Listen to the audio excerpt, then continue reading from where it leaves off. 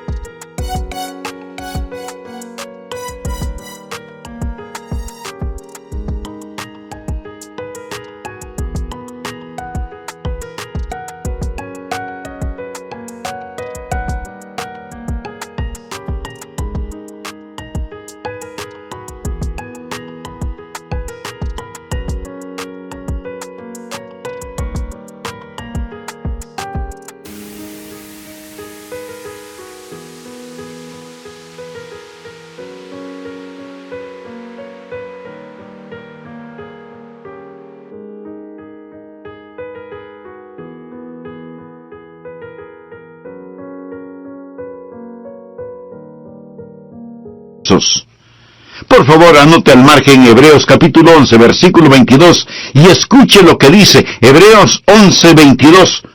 Por la fe José, al morir, mencionó la salida de los hijos de Israel, y dio mandamiento acerca de sus huesos. De todas las cosas que pudieran haber sido escritas acerca de la vida de José, por fe, la Biblia dice que Él les recordó que un día el pueblo de Israel saldría de Egipto, se irían a Canaán, e hizo mención de sus huesos, y lo hizo por fe. Hoy hablaremos de la bendición en un ataúd de huesos, y voy a darle un bosquejo esquelético. ¿Está bien?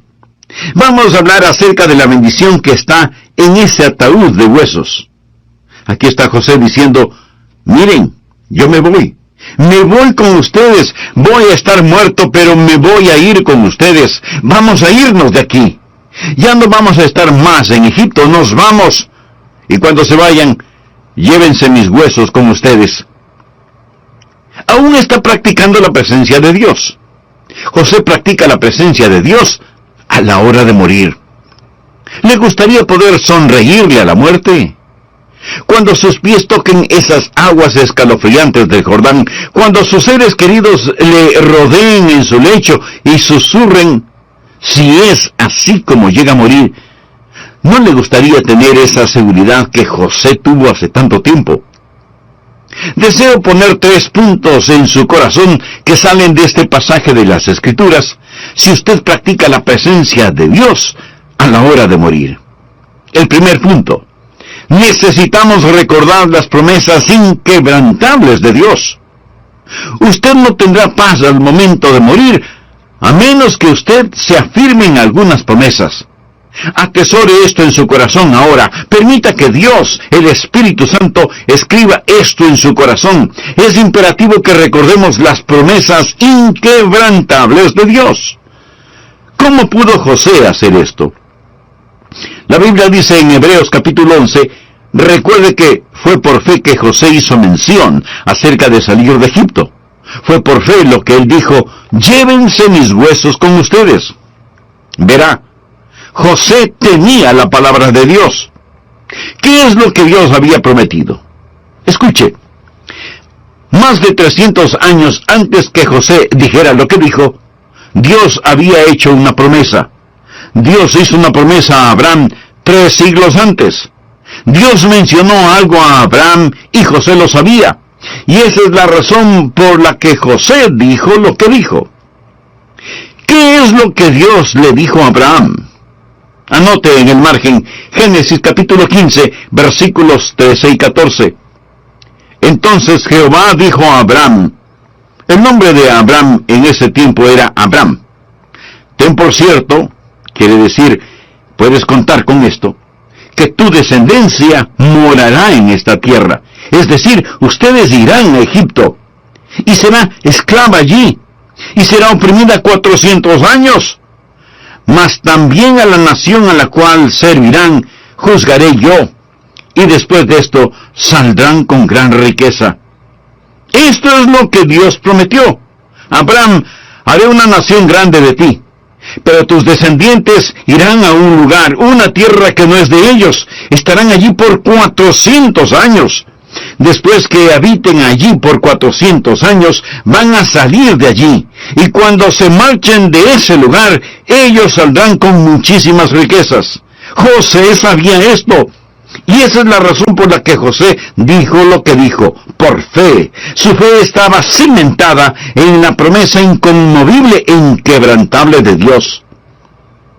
Desea poder sonreírle a la muerte. Usted quiere practicar la presencia de Dios a la hora de morir.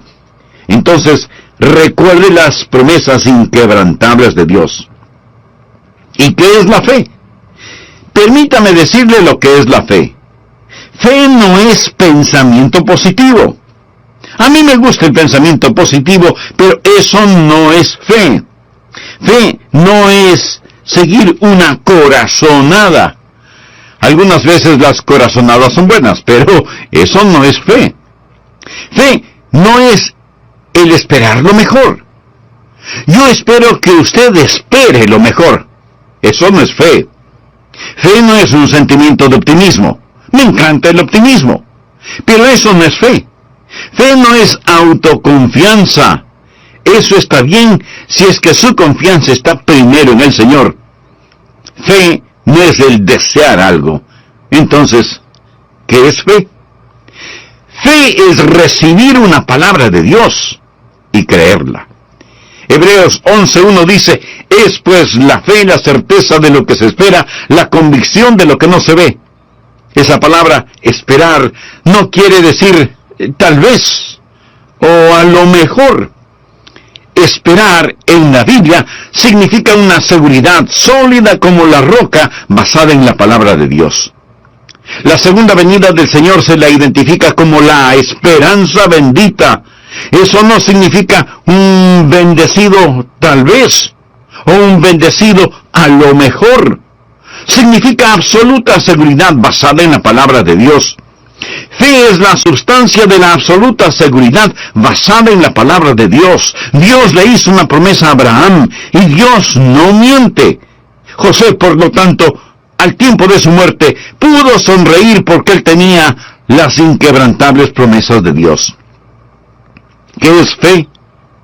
Mi amigo, fe no es nombrarlo y reclamarlo. Usted no lo puede reclamar hasta que Dios lo haya nombrado. Fe es permanecer firmes en las promesas de Dios. Y si usted me dice, pastor, ¿cómo es que José tuvo tanta fe y yo tenga tan poco? Pues le diré que José tenía su alma empapada en la palabra de Dios. En el pasado hubo un gran predicador, tan conocido como Billy Graham. Su nombre fue Dwight L. Moody. Él no tuvo una educación superior o entrenamiento en algún seminario, pero Moody, de acuerdo a su biografía, tuvo influencia en 2 continentes. Estremeció a Norteamérica y Europa por Dios. Moody fue un hombre de gran fe. Y cuando dio su testimonio en relación con su fe, él dijo, yo quería fe. Y oré por fe. Pero mi fe no crecía. Entonces leí en la epístola a los romanos que la fe viene por el oír y el oír por la palabra de Dios. Y dejé de pedir fe a Dios y me metí en la Biblia, saturé mi alma con la palabra de Dios y entonces mi fe comenzó a crecer y crecer y crecer. ¿Quiere usted tener la capacidad de sonreírle a la muerte? ¿Quiere usted practicar la presencia de Dios al momento de la muerte? Entonces recuerde las inquebrantables promesas de Dios. Note el versículo 24, mírelo de nuevo. Y José dijo a sus hermanos, yo voy a morir, mas Dios ciertamente os visitará, y os hará subir de esta tierra que juró a Abraham. Subráyelo. Juró a Abraham. Dios hizo un juramento. Si una promesa en la palabra de Dios no se cumpliera, Dios perdería su carácter. Dios sería un mentiroso. Dios hizo un juramento y rompió su palabra. Amigo, Dios no puede mentir. Recuérdelo. Así que, ¿qué es lo primero que necesitamos recordar? Las promesas inquebrantables de Dios. ¿Lo ha entendido? Bien. Segundo, el poder inconmovible de Dios. Nosotros necesitamos descansar en el poder inconmovible de Dios. Verá, las promesas sin el poder no significan nada. Note lo que él dice en el versículo 24. Él dijo, Dios ciertamente os hará subir de esta tierra. ¿Cómo podía estar tan seguro? Porque Dios es Dios. Él es el Dios omnipotente. Permítame decirle algo acerca de la fe. Hablamos de la fe inconmovible. Hablamos de la palabra inquebrantable. Ahora estamos hablando acerca del poder del inconmovible. Verá, la fe no es afectada por las apariencias. Piénselo. Cuando Dios dio esta promesa, cuando José citó esta promesa que Dios hizo basándose en las apariencias, no había ninguna razón por la cual pensar en dejar Egipto jamás. Ellos estaban allí en la abundancia. José era el primer ministro. Ellos estaban muy bien allí. Ellos vivían una vida sin dificultad. Ellos habían salido de la tierra de Canaán e ido a Egipto debido al hambre. No había hambre en Egipto. Ellos están en un lugar de posición privilegiada. No tomen ninguna promesa de Dios para hacerla pasar por el tamiz del juicio de su razonamiento. No diga, bueno, volvamos a examinar bien la palabra de Dios a la luz de las circunstancias actuales. Era inconmovible ante el razonamiento humano. también era inconmovible ante la emoción humana. Realmente las emociones no importan cuando se trata de la palabra de Dios. En este pasaje no se menciona nada acerca de las emociones de José de una forma u otra. Yo no sé cuáles eran, pero quiero decirle que no importaban realmente tanto. Los sentimientos vienen y van, y los sentimientos engañan. La Biblia es la palabra de Dios, y en ninguna otra cosa vale la pena creer. No consulte con sus emociones acerca de si una promesa de Dios es verdad o no. Lo he mencionado, sus emociones son la parte más superficial de su naturaleza. La salvación es la obra más profunda de Dios. Dios no hace su labor en lo más superficial. Olvídese de sus emociones. La Biblia no tiene mucho que decir acerca de sus sentimientos. Ponga su confianza en el poder inconmovible de Dios, no en su razonamiento ni en sus emociones. Se cuenta que Martín Lutero, el gran reformador, tuvo un encuentro cara a cara con Satanás. Y el diablo le dijo a Lutero: ¿tú sientes que tus pecados han sido perdonados? Y Lutero le contestó: no tiene importancia lo que yo sienta. Lo que importa es lo que Dios dice. Amén. Me gusta eso. Leí la historia de un muchachito que fue a una cruzada de avivamiento. Y en esa cruzada, el predicador predicó basando su mensaje en Juan 5:24. De cierto os digo, el que oye mi palabra y cree al que me envió tiene vida eterna, y no vendrá condenación, mas ha pasado de muerte a vida. El muchacho creyó ese mensaje, entregó su corazón a Cristo y fue salvo. Más tarde, siendo ya un hombre, él dio su testimonio y dijo: esa noche cuando regresaba a casa, me parecía que Satanás estaba colgado de mi hombro, susurrándome al oído: tú no eres salvo, no eres lo suficientemente bueno, ni lo suficientemente fuerte. Tú no hiciste lo que piensas que hiciste en la cruzada, nunca lo lograrás. Y durante todo el camino, Satanás se burlaba de mí. Cuando llegué a casa, me senté en el sofá, y me pareció que Satanás estaba junto a mí en ese sofá. Y me puse a pensar: bueno, a lo mejor no soy salvo. Mejor voy a mirar ese versículo otra vez. De cierto os digo. Es Jesús quien está hablando aquí. El que oye mi palabra. Bueno, yo escuché su palabra en la cruzada. Y cree al que me envió. Yo ciertamente lo creo. Tiene vida eterna. O sea, yo ya tengo vida eterna. Mira, diablo, léelo tú mismo. Él dijo que desde ese momento tuvo la seguridad de su salvación. ¿Lo ve? Es la palabra de Dios, no sus sentimientos, lo que proporciona esa seguridad. ¿Cuál es la seguridad que usted tiene de su salvación? ¿Está confiando en sus bienes materiales, o en su capacidad intelectual, o en la influencia que tiene en niveles sociales y políticos? ¿En quién o en qué confía usted para su salvación? Porque si usted no confía en Cristo y su obra redentora en la cruz, mi amigo, usted está perdiendo lamentablemente su tiempo si pone su confianza en alguien más o en algo más para su salvación. Sabe que puede tener la seguridad de su absoluta salvación ahora mismo.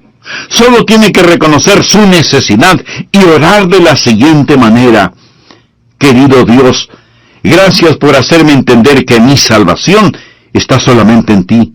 Reconozco que soy un pecador y que necesito tu misericordia y tu gracia. Sé que tu Hijo Jesucristo puso su vida en la cruz del Calvario para perdonarme y salvarme. Y con profunda gratitud, Señor Jesús, te invito a que vengas a mi corazón y mi vida. Perdóname, límpiame, sáname y sálvame. Te recibo como mi Salvador y mi Señor desde ahora y hasta cuando tú me llames a tu presencia. Mientras tanto, ayúdame a vivir de tal manera que por la fe José al morir mencionó la salida de los hijos de Israel y dio mandamiento acerca de sus huesos. Aún a la hora de morir, José practicó la presencia de Dios en su vida. ¿Le gustaría a usted el poder sonreírle a la muerte? Entonces, practique los siguientes puntos. Primer punto, necesitamos recordar las promesas inquebrantables de Dios. Usted no tendrá paz al momento de morir a menos que usted se afirme en las promesas de Dios. Es imperativo en recordar las inquebrantables promesas de Dios. Segundo punto, necesitamos descansar en el poder inconmovible de Dios. Mi amigo, estoy hablando de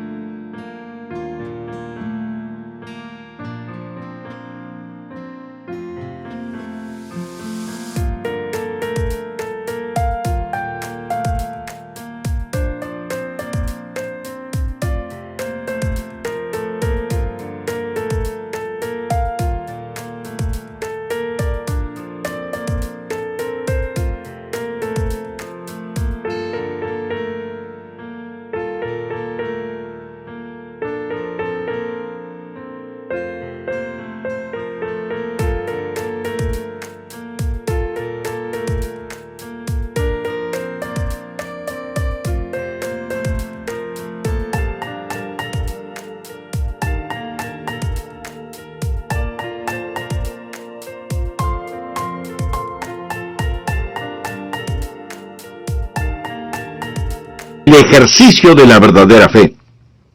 Déjeme decirle algo más. La fe no es sacudida por la razón ni por la emoción. Tampoco es sacudida por la demora. La promesa sobre la cual José se afirmaba tenía ya 300 años de existencia. Y José está hablando de lo que deben hacer con sus huesos. Y aún pasarían siglos antes de que ellos pudieran salir de allí. ¿Sabía usted que la fe puede esperar? Me encanta lo que dice Habacuc 2:3. Aunque la visión tardará aún por un tiempo, mas se apresura hacia el fin, y no mentirá. Aunque tardare, espéralo, porque sin duda vendrá, no tardará. ¡Qué estupendo versículo es ese!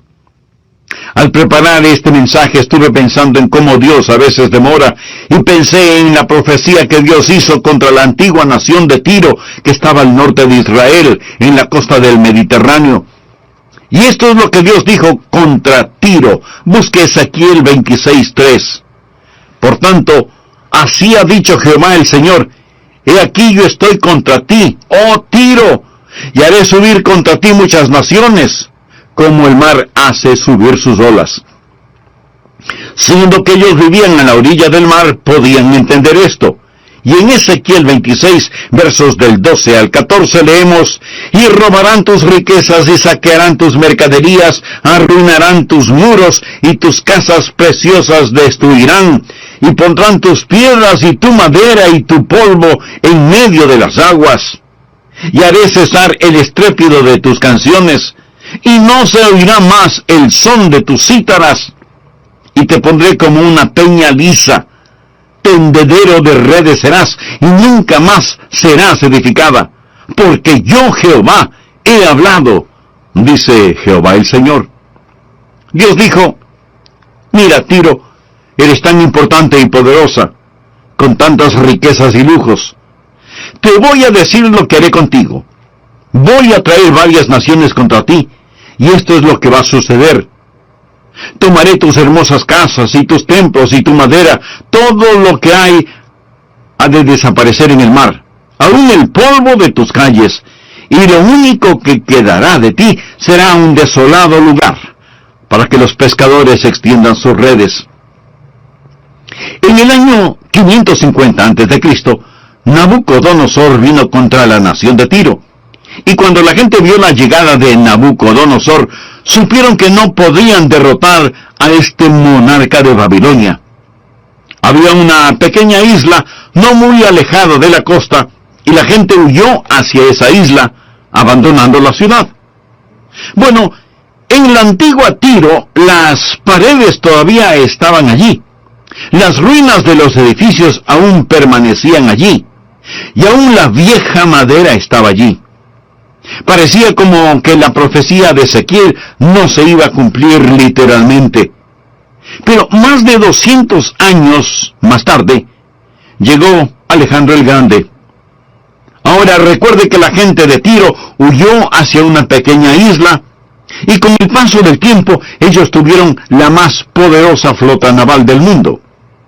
Alejandro el Grande no tenía una flota naval, pero en cambio tenía un gran ejército. Alejandro les solicitó ayuda, y ellos le dijeron: no vamos a ayudarte. Nosotros estamos muy bien en nuestra isla, no te ayudaremos de ninguna manera. Esto enojó mucho a Alejandro el Grande, y decidió que tenía que hacer algo. No podía navegar hasta la isla, pero algo tenía que hacer. Y decidió construir un gran terraplén hacia la isla, y dijo a sus soldados: vamos a construir un enorme terraplén, y marcharemos sobre esa isla. Y le preguntaron: pero, ¿dónde vamos a conseguir los materiales para construirlo? Y el gran conquistador les dijo: ven toda esa madera y las piedras y las paredes. Os alegro que José no trató de alegorizar las Escrituras. Me alegro que José no trató de espiritualizar las Escrituras. Cuando Dios dice que va a hacer algo, Él lo hará. Podrá demorar 500 años, pero lo hará, Él lo hará. Y lo hará en forma literal. Y la demora no significa nada. La gente me dice: bueno, pastor, si usted cree que Jesús vendrá otra vez, ¿por qué no ha venido ya? La Biblia habla de gente que dice cosas como esa. Por eso es que Pedro manifiesta: en los postreros días vendrán burladores, andando según sus propias concupiscencias, y diciendo: ¿dónde está la promesa de su venida? Porque desde el día en que los padres durmieron, todas las cosas permanecen así como desde el principio de la creación. Pero Pedro asegura que el día del Señor vendrá, y que no debemos olvidar que para con el Señor un día es como 1000 años, y 1000 años como un día. Ahora continuemos con el tercer y último punto. Si usted va a aprender a sonreírle a la muerte, ¿qué hace usted en primer lugar? Usted recuerda las promesas inquebrantables de Dios, y usted descansa en el poder inconmovible de Dios. Lo que Dios dice que Él hará, Él lo hará. Espero que usted lo crea. Dios los sacará. Fue lo que dijo José, su poder inconmovible. Tercer punto, la paz innegable de Dios. La paz innegable de Dios. Ese es el tercer punto. Verá, ¿fue recompensada la fe de José?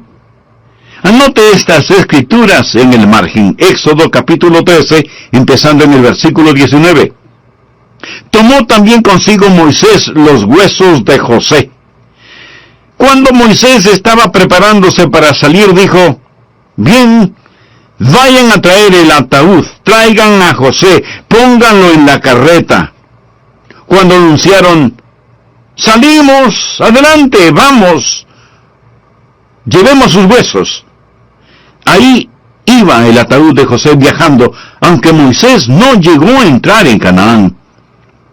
¿Quién los guió a Canaán? Fue Josué. Y usted leerá en el libro de Josué capítulo 24, versículo 32. Y enterraron en Siquem los huesos de José, que los hijos de Israel habían traído de Egipto. Lo enterraron en Siquem. Siquem es donde Abraham fue sepultado. Así que llevaron los huesos de José, y Moisés los cargó por las arenas ardientes del Sinaí, y Josué los cargó a través del Jordán en Siquem, y allí los huesos fueron enterrados en Siquem. Tal cual fue la fe que tenía José para creer, fue hecho. Siempre pasa como Dios promete que pasará. Pero, ¿por qué José dijo: llévense mis huesos con ustedes? ¿Por qué era tan importante? De todos modos, él estaba muerto. Verá, José quería ser parte de lo que Dios llevaba a cabo. ¿Alguna vez ha visto las tumbas en Egipto? He ido a Egipto en varias ocasiones a ver esas tumbas. He estado dentro de la Gran Pirámide. Increíble. ¿Alguna vez ha visto todos los accesorios que pertenecieron al conocido rey Tutankamón? Si usted alguna vez va a Londres, visite el Museo de Londres y vea todos los sarcófagos y vea esas momias allí en el Museo de Londres. Es algo extraordinario. Pero me alegro que usted no puede encontrar una de José allí. Es decir, José no era un materialista. Él tenía toda aquella fortuna. Él podía construir un monumento colosal. Y sí lo hizo.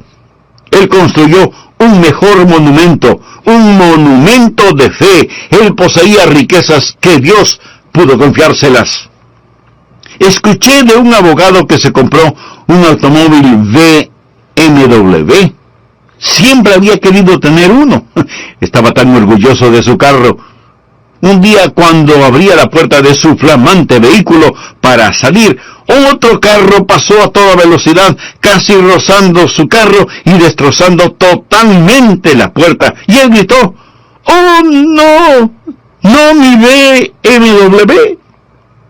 Un policía que había visto todo se acercó y le dijo: «Señor, ¿está usted loco? Preocupándose por la puerta de su carro cuando tiene destrozado su brazo izquierdo». Y el hombre respondió: «¡Oh, no! ¡No, mi Rolex también!»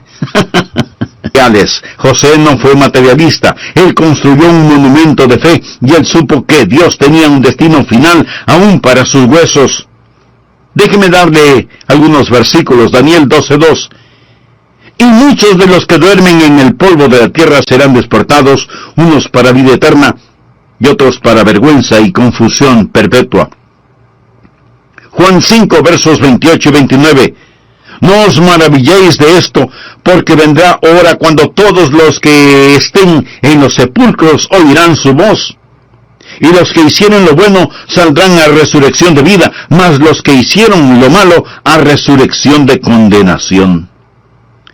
Creo que cuando bajaron ese ataúd a la tumba en Siquem, José sabía que un día el Señor mismo, con voz de mando, con voz de arcángel y con trompeta de Dios, descenderá del cielo, y los muertos en Cristo resucitarán primero. Luego nosotros, los que vivimos, los que hayamos quedado, seremos arrebatados juntamente con ellos en las nubes para recibir al Señor en el aire, y así estaremos. ¿Y qué les dejó a sus hermanos? Bien, siempre que esas personas veían esos huesos en ese ataúd, les recordaba de la brevedad de la vida y de la duración de la eternidad. Y si ellos estaban viviendo en prosperidad, esos huesos les recordaron que uno de esos días tendrían que dejarlo todo. Y si ellos estaban viviendo en la adversidad, esos huesos les recordaron que existía un mejor día por venir. Un predicador tejano, Joe Henry Hawkins, predicó, y la esposa de un hombre de negocios muy exitoso vino a Cristo por fe. Hawkins pensó que iría y visitaría al hombre de negocios. Así que él lo visitó y le dijo: «Su esposa se ha salvado. Ella va a ser bautizada el domingo por la noche. Me gustaría bautizarlos juntos a ambos. Deseo que usted dé su corazón a Cristo». El hombre de negocios trató de ignorarlo, pero el predicador empezó a insistir: «Señor, usted necesita salvarse». Después hubo ese encuentro que muchas veces los evangelistas enfrentan. El hombre de negocios dijo: «Predicador, es sábado. Mañana por la mañana iré a la iglesia. Usted da la invitación, yo seré el primero en pasar al frente. Recibiré a Cristo como mi Salvador personal. Y esa noche, cuando mi esposa se bautice, yo me bautizaré con ella». El predicador dijo: «Fabuloso, maravilloso», y empezó a salir. Puso su mano en la manija de la puerta y pensó: No, espera un minuto. Algo anda mal aquí, algo anda mal.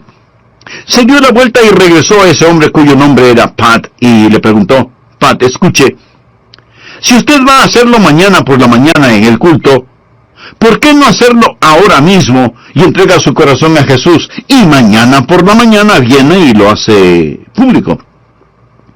El hombre de negocios afirmó: «Mire, predicador, soy un hombre de palabra. Si digo que voy a hacerlo mañana, voy a hacerlo por la mañana. Usted puede contar con ello. El predicador dijo, muy bien. Por segunda vez empezó a salir, puso su mano en la manija de la puerta y supo que algo no estaba bien. Él sacó su Nuevo Testamento y lo abrió a la Escritura que dice, he aquí ahora el tiempo aceptable, he aquí ahora el día de salvación. Él le explicó, Pat, esto es lo que Dios dice. El diablo dice, mañana. Dios dice, hoy. ¿Alguna vez alguien ha fallado al hacer lo que Dios dice? ¿Y alguna vez alguien ha hecho lo correcto al hacer lo que Satanás dice? Esto sorprendió al hombre un poco. El predicador puso la Escritura en su mano y dijo, léala. He aquí ahora el tiempo aceptable, he aquí ahora el día de salvación. El hombre cerró de golpe su mano y reconoció, predicador, usted tiene razón. El diablo nunca ha hecho algo bueno por mí, sino mentirme. Esto es lo que Dios dice. Yo voy a hacerlo ahora. Y ellos se arrodillaron y Pat oró y dio su corazón a Jesucristo. Entonces, Hawkins salió de la casa. Cuando él estaba desayunando por la mañana, el teléfono sonó. Era el sobrino de Pat. Él dijo, predicador, necesitaba llamarlo. Pat quería que yo lo llamara. Él tuvo un ataque cardíaco. Él dice que no irá a la iglesia esta mañana, pero quiere que usted sepa que no está rompiendo su palabra. Él simplemente tuvo un pequeño ataque cardíaco. Pensamos que estará bien. Ellos tuvieron el culto esa mañana. Cuando Hawkins estaba almorzando ese domingo, el teléfono sonó de nuevo. Esta ocasión era una cuñada. Ella le informó, predicador, necesita saber que tuvo otro ataque cardíaco. Esté muy serio. Mas antes que Hawkins pudiera ir al hospital a visitarlo, sonó el teléfono por tercera vez, y ellos le dijeron, no necesita venir enseguida. Él ha fallecido, está muerto. Pero, predicador, Pat dijo que nos aseguráramos de decirle que estaba tan gozoso que usted le animó a entregar su corazón anoche a Jesucristo. Amigo, la Biblia dice, no te jactes del día de mañana, porque no sabes qué dará de sí el día. Todo ataúd de huesos que usted ve, todo féretro que usted ve y todo entierro que usted ve, le recuerda que hoy es el día de salvación. Dé su corazón a Jesús y usted podrá sonreírle a la muerte. Amigo, hablamos de la muerte. Y si usted conoce al Señor Jesucristo, la muerte no posee terror para usted. Hasta que un hombre no conozca al Señor Jesucristo, no está listo para morir. De hecho, nadie está listo para vivir hasta que no tenga ya miedo de morir. Si usted no conoce al Señor Jesucristo como su Salvador y Señor en forma personal, puede conocerle ahora mismo. No estoy hablando de pertenecer a una denominación o cosa por el estilo. No estoy hablando de que trate de ser mejor. Hablo de tener una relación íntima y personal con Cristo. Necesita reconocer que usted es un pecador y que su pecado merece castigo. Si usted muere en sus pecados, estará condenado al infierno para siempre. Pero si se arrepiente de sus pecados y recibe a Jesucristo en su vida por fe, usted será salvo. Porque la Biblia lo dice muy claramente, cree en el Señor Jesucristo y será salvo. La palabra creer no significa solamente un creer intelectual, significa confianza en Él. Amigo, le invito a orar de la siguiente manera. Querido Dios,